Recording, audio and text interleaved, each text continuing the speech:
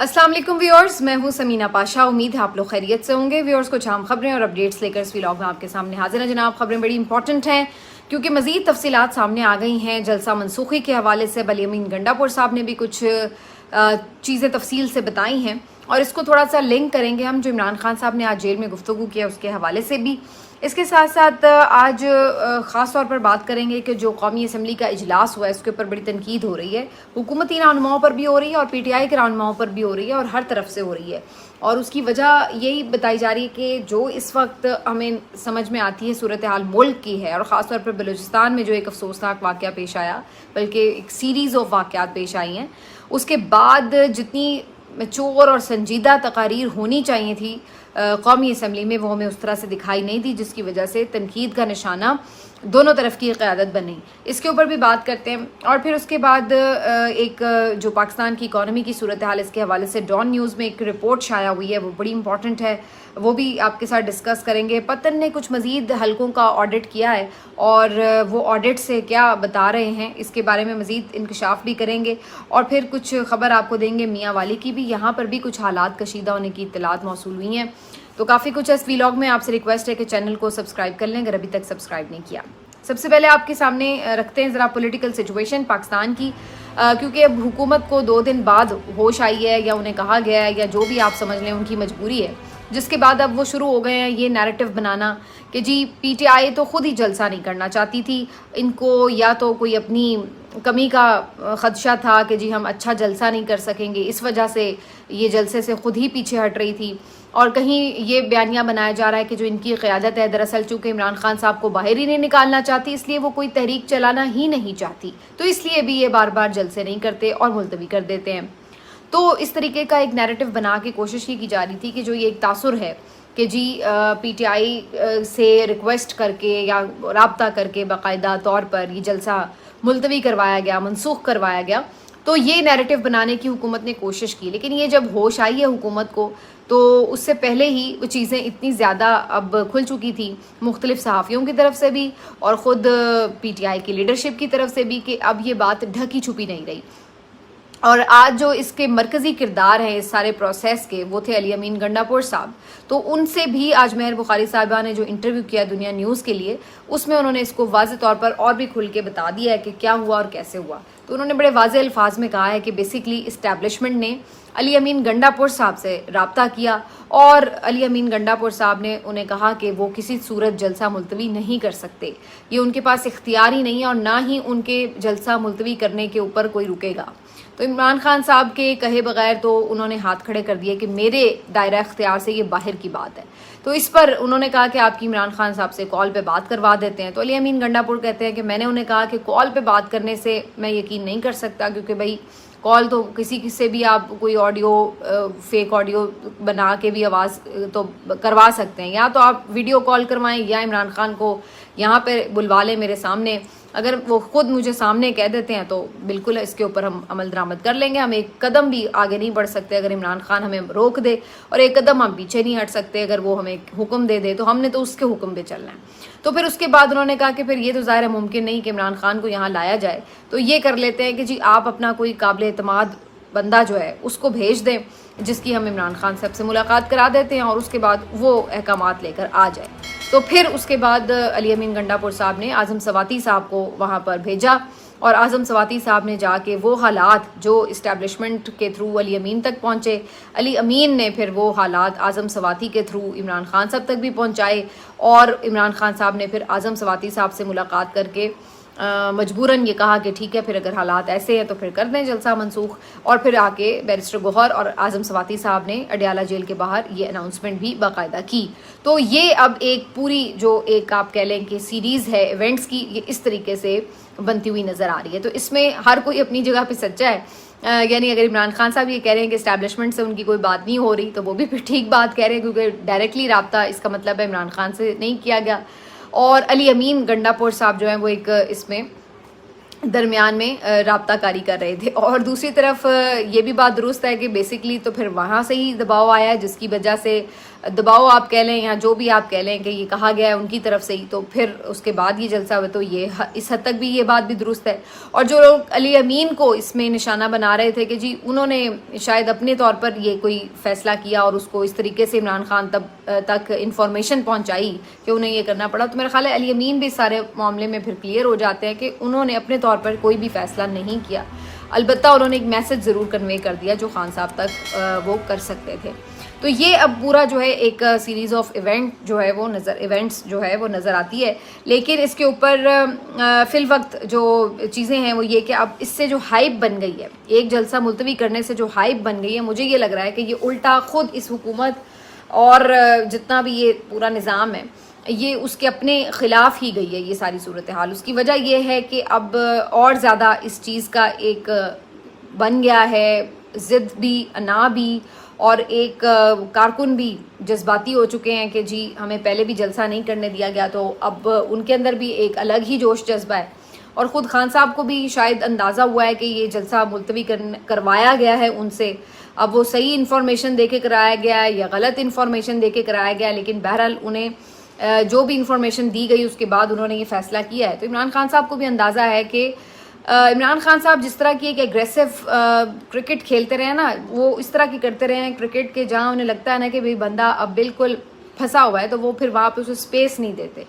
کیونکہ جہاں آپ کو لگے نا کہ جی 5-6 وکٹیں گر گئی ہیں، اب میچ ہمارے جیب میں ہے، تو آپ وہاں پہ اگر ریلیکس ہو جائیں تو پتہ نہیں لگتا کہ 5ویں-6ٹی وکٹ کی شراکت میں بھی اچھی خاصی اگر پیئر بن جائے اور اچھی خاصی بیٹنگ لگ جائے تو میچ بعض اوقات جیتا ہوا آپ کی جیب سے نکل سکتا ہے. اور پاکستان کی ٹیم ہم کئی دفعہ دیکھ چکے ہیں کہ اس طریقے سے میچ ہار چکی ہے. تو عمران خان صاحب جس ٹائپ کی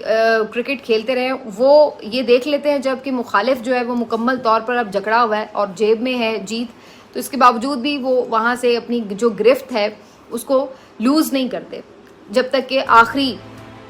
بال جو ہے وہ نہ پھینک لی جائے. تو یہی فارمولا وہ سیاست میں بھی رکھتے ہیں کہ جب انہیں اندازہ ہو جاتا ہے کہ اب بالکل ان کا ایک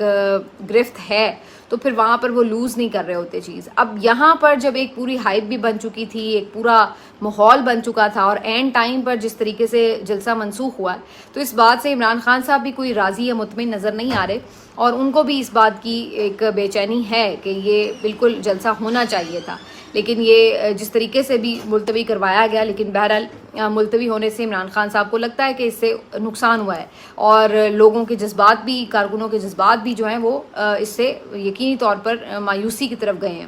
اور اس کے بعد اب انٹرسٹنگ بات یہ ہے کہ آپ اندازہ لگا لیں کہ ایسا لگ رہا ہے کہ اب کارکن عمران خان صاحب کے بھی فیصلے کے اوپر ایون اس طرح سے راضی بازی نہیں ہے. مطلب یہ بات ٹھیک ہے کہ اگر عمران خان صاحب نے جلسہ ملتوی کرا دیا تو وہ رک گئے، جلسہ نہیں ہوا، لیکن ایسا نہیں ہے کہ وہ اس بات کے اوپر خوش ہوئے یا مطمئن ہو گئے کہ ٹھیک ہے ہمیں کوئی پرابلم نہیں ہے. اگر انہوں نے کہا ہے کہ خان نے بھی کہا ہے تو پھر بھی ہمیں پرابلم ہے، لیکن اب ہماری مشکل یہ ہے کہ ہم خان کی بات کے خلاف نہیں جا سکتے. تو اب اس نہج پر کارکن آ گیا ہے، اور لوگوں کا جو ایک اس وقت آپ کہہ سکتے ہیں کہ جو پریشر بن گیا ہے، یا جو ایک لاوا اندر پورا تیار ہے، وہ اس لیول تک آ گیا کہ لوگ اس طرح نکلنا چاہتے ہیں اب کہ وہ عمران خان کی بھی اب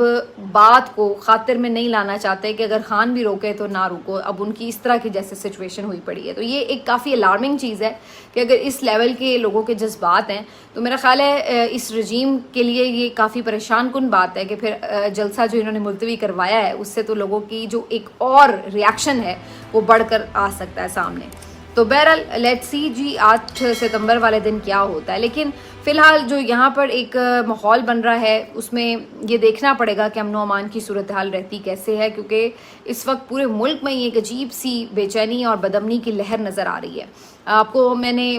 بلوچستان کے حالات کے بارے میں تفصیلاً بتایا. ہلاکتیں وہاں پر اور بڑھ گئی ہیں، مختلف جگہوں پر وہاں پر گاڑیوں کو آگ لگائی گئی ہے، اور اس کے علاوہ بھی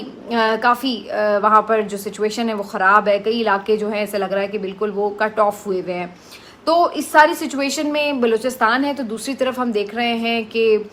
میاں والی سے، اور کل تو کراچی سے بھی ایسی خبریں آئیں کہ وہاں پر جو چہلم کا جلوس تھا حضرت امام حسین رضی اللہ تعالیٰ عنہ کے چہلم کا جو جلوس تھا اس کے حوالے سے بھی وہاں پہ بھی کچھ گڑبڑ ہوئی معاملات میں. پھر ادھر میاں والی سے بھی آج ایسی خبریں آ رہی ہیں کہ وہاں پر بھی کچھ آپس میں بدامنی کی لہر بہنی ہے اور وہاں پر بھی لوگوں کا کچھ آپس میں آمنا سامنا ہوا ہے, کشیدگی ہوئی ہے, جس کے بعد وہاں پر 2 پولیس افسروں کو ہٹائے جانے کی بھی اطلاعات آ رہی ہیں. تو وہاں پر بھی کافی اس طرح کی سچویشن ہے. اللہ ہمارے ملک کو محفوظ رکھے. پھر اس کے علاوہ جو آپ کو معلوم ہے کہ ایک تھرو آؤٹ دہشت گردی کا تو کہیں پہ بھی آپ ہمیشہ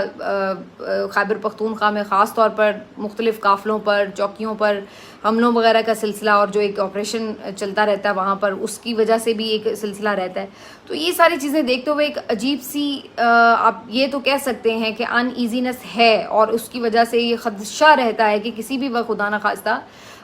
اس طرح کے کسی بھی اجتماع کے لیے پرابلمز کریٹ کیے جا سکتے ہیں. تو اب کیا وہ حکومت صرف اس کو یوز کرے گی ان تمام چیزوں کو, یا اس کے لیے سیکیورٹی پرووائڈ کرے گی تاکہ انہوں نے جو جلسہ کرنا ہے وہ تو کر کے فارغ ہوں بیچ میں سے. تو یہ ایک دیکھنے والی چیز ہوگی. لیکن افسوس کی بات یہ ہے کہ جو آج ایک سیریسنس ان تمام معاملات کے اوپر نظر آنی چاہیے تھی قومی اسمبلی میں, وہ چاہے حکومت ہو چاہے اپوزیشن ہو, کسی کی طرف سے اس طرح نظر نہیں آ رہی تھی. میں اس لیے یہ بات کر رہی ہوں کہ میں آج سارا دن مختلف لوگوں کے دیکھ رہی تھی ریاکشنز بھی. تو خواجہ آصف صاحب جو ہیں وہ بھی اس بات کے اوپر تانے مار رہے ہیں بیٹھ کر, وزیر دفاع ہیں آپ اور تانے مار رہے ہیں آپ بیٹھ کر کہ جی وہ جو لوگ مسنگ پرسنس کی آواز اٹھاتے ہیں, یہ جو آ جاتے ہیں دھرنے کرنے کے لیے, اب وہ کیوں نہیں اس پہ بات کر رہے, اور اس طرح کی باتیں, اور یوٹیوبرز کو باتیں اور اینکرز کو باتیں. تو یہ چیزیں ان کی طرف سے آ رہی ہیں. اور محسن نقوی صاحب کو کوئی میں نے نہیں دیکھا کہ انہوں نے کوئی اس کے اوپر, جو کہ وزیر داخلہ ہیں, ان کی طرف سے کوئی بڑا کوئی سیریس اسٹیٹمنٹ آیا ہو, یا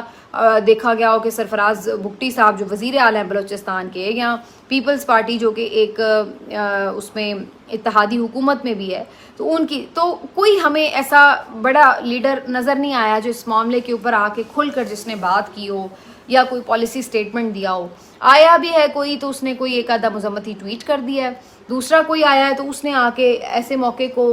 غنیمت جانا ہے کہ وہ مخالفین کے ساتھ اپنا سکور سیٹل کر لے, اور یہی چیزیں کرتے ہوئے یہ آج سارا دن ہمیں نظر آئے ہیں. اور قومی اسمبلی میں بھی اسی قسم کی گفتگو سوائے اسد کیسر کے میرا خیال ہے کسی نے بھی اس معاملے کے اوپر کوئی خاص بات نہیں کی ہے.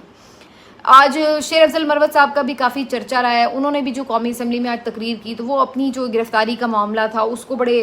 ایک فنی انداز سے بتا رہے تھے, اور اس کے اوپر سارے جو لوگ وہاں ممبرز بیٹھے ہوئے تھے وہ بھی بڑا انجوائے کر رہے تھے, اور ایاز صادق صاحب بھی اس کا بڑا جائزہ لے رہے تھے, اور عجیب سی ایک مطلب وہ ماحول لگ رہا تھا. تو اس